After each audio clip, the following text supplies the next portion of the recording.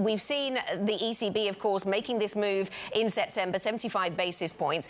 You've said that policymakers need to be cautious after having front-loaded. So does that mean we should not expect another move of 75 basis points? We should expect something smaller in the forthcoming meeting?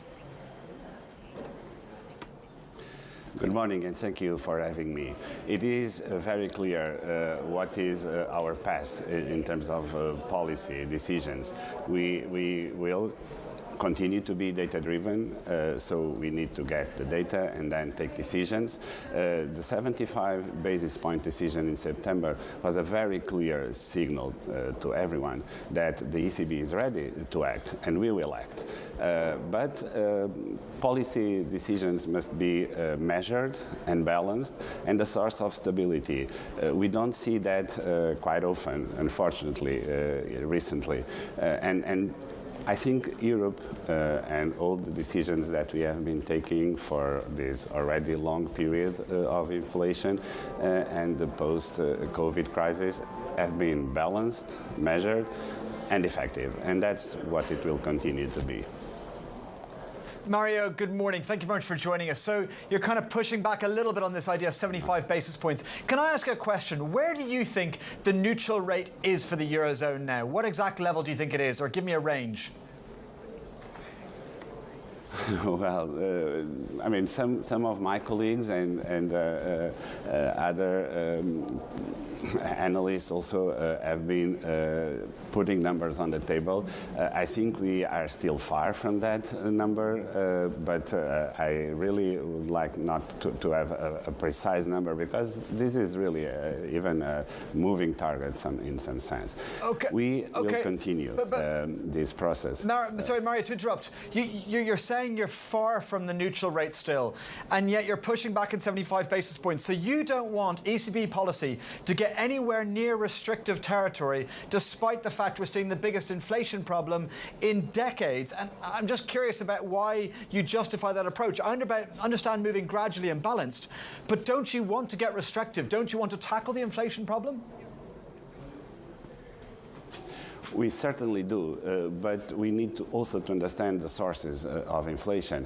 And this is, to start with, a supply shock that has been hitting us in succession since the end of the COVID crisis, and we need to be balanced. That's my point. I think we have a very clear path to our policy rate in the coming months.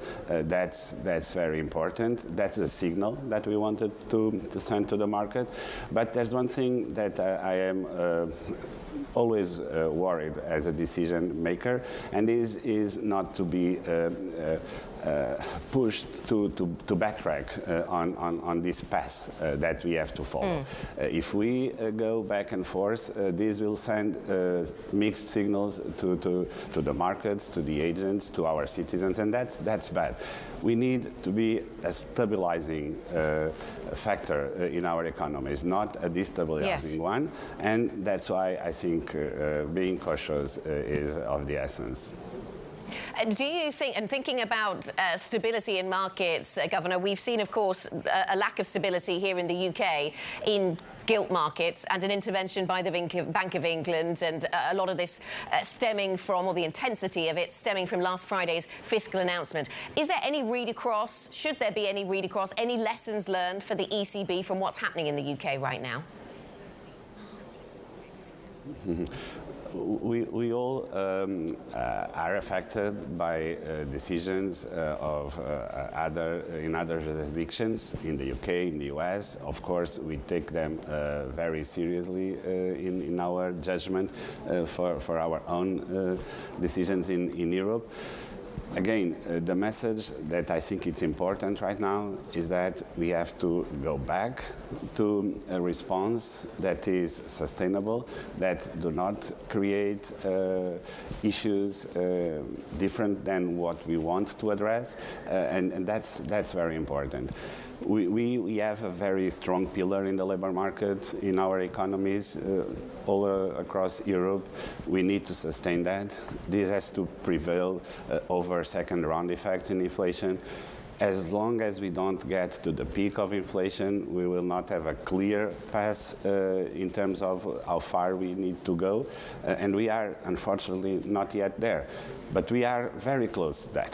So everyone, the markets, what is happening in the labor market, in our economies, need to understand that as soon as we get to the peak of inflation, everything will become much more clear, and we can be very confident that the ECB will be there to provide liquidity, to continue the path of interest rate hike as long as it will be needed. But that's almost a general equilibrium effect, if I may say. Mario, you say the ECB will be there to provide liquidity, and certainly they've been good at that in recent years. Perhaps the alternative problem, maybe they're not good enough at mopping up liquidity. Christine Lagarde has said that she doesn't think the discussion around QT should start until rates normalise. Now, you said we're very far from the neutral rate, so we're very far from normalising. So do you agree with Christine Lagarde that we shouldn't even start the conversation, or do you think QT should start sooner, and maybe the ECB should be considering to mop up some of that liquidity in an inflation wave? Again, we have a package of instruments that we have to take all together in a coherent way. This time, what is at stake and what's on the table is the decision vis-à-vis interest rates. So, of course, we will take each decision in turn. Right now, front-loading other debates will, in my opinion, may have this destabilizing effect that we really need to avoid.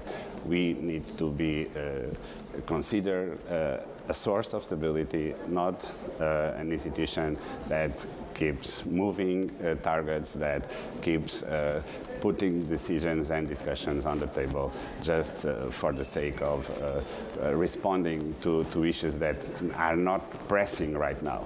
We have this path towards normalization of monetary policy, and that's the focus right now.